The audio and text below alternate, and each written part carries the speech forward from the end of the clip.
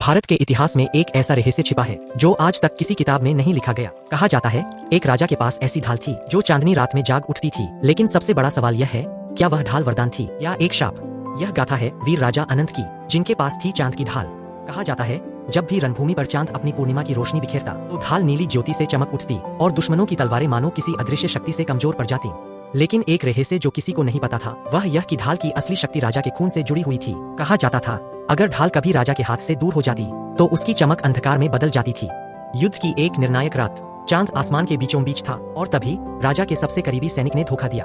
उसने ढाल को छीनने की कोशिश की। अगले ही पल ढाल से एक तेज चीख जैसी आवाज निकली और उस पर पहली बार गहरी दरार पड़ गई। यह दरार सिर्फ ढाल में नहीं बल्कि राजा अनंत के भाग्य में भी थी। ढाल टूटी, लेकिन उस दरार से एक अजीब रहस्यमय रोशनी बाहर निकली जिसे देखकर सैनिक कांप उठे। क्या यह ढाल अब अपने असली रूप में जाग चुकी थी या यह था उस शाप की शुरुआत?